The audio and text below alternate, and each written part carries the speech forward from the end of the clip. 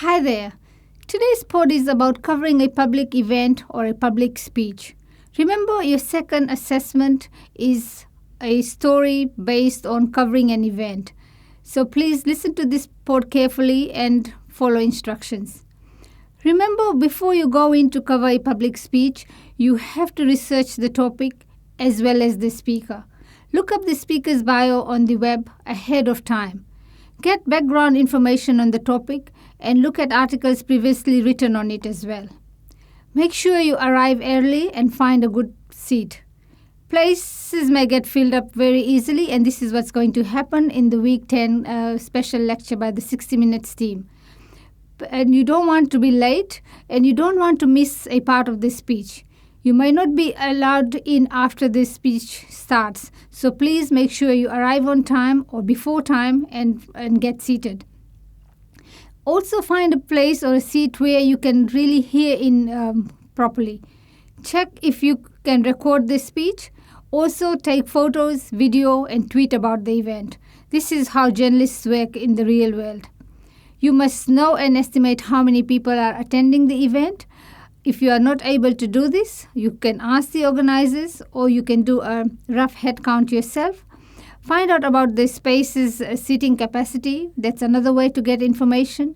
If people are turned away because of a lack of space, there is another story to write, and make sure you are able to do this as well.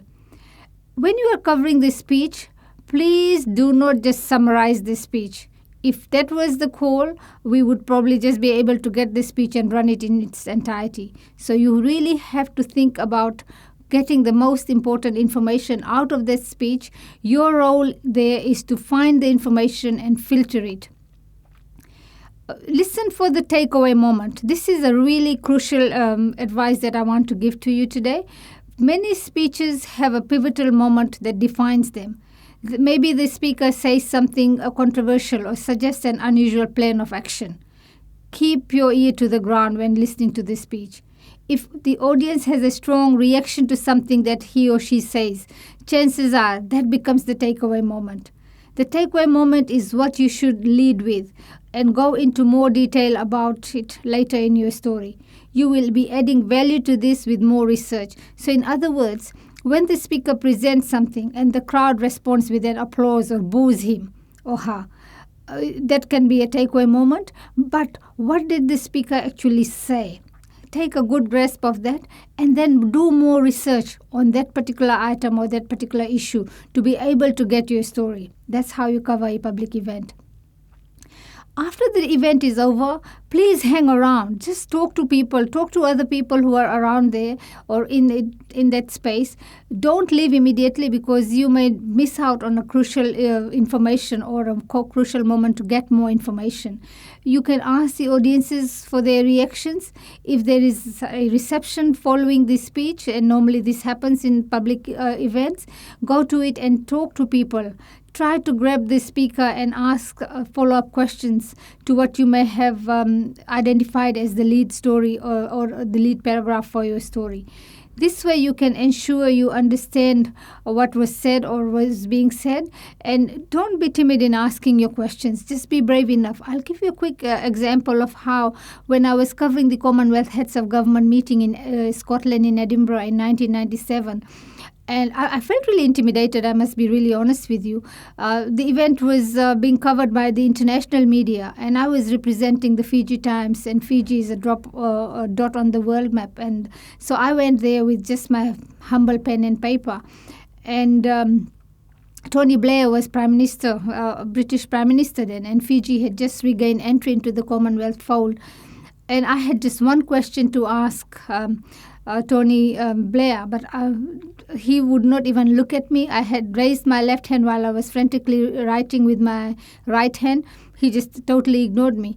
I waited. I was hanging around in this space, and as soon as he was taking an exit, I ran out to the door and I asked him just one question. And from that one question, I was able to write a front page story for the Fiji Times. So I'm sharing this with you to just say to you, it's important to hang around, and you are not wasting time. You're really socializing, but subconsciously you are finding more information. And while you are writing this story, it is important to remember your role as a reporter. Reporters have two jobs. They pass along the speaker's message, but they also help the readers examine that message or scrutinize that message. Keep in mind that what's newsworthy might not be what the speaker thinks should be reported or the focus of your story. Or what's newsworthy may not be what was said during the speech, but it was not said, what was not actually said. Or the news may be how the crowd reacted to what was said. What's newsworthy may not even factor into the speech. You may have to do additional research to get to the bottom of something else that may be surfacing in the background. The news may come after the speech, when the speaker is answering questions or if an answer is provided. And that can become the most interesting piece of information, and you can lead off with that. Do not include everything that's said in the speech, like I said earlier, just the most important parts or the angle or spin that you want to give to the story. Take good notes so that you can use direct quotes to really add value to your story. Make sure all names are spelled correctly, get their titles correct, and make sure you are able to gel together a story with speed.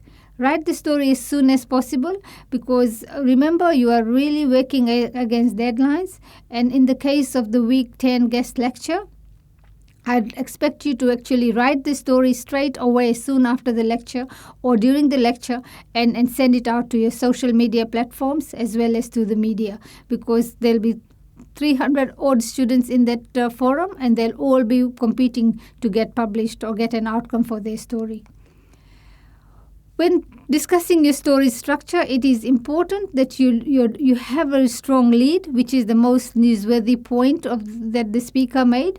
The second paragraph, you can use a powerful quote to really support the lead paragraph, and you can include the who, of course, talk about the speaker. And then, of course, the third paragraph will deal with the where, when, why the speech was given. And basically, you've got the story completed.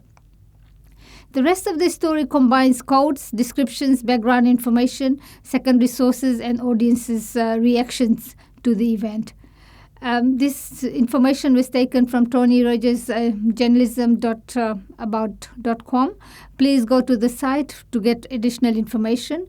And I hope you found this presentation helpful in helping you to frame your next story. Thank you.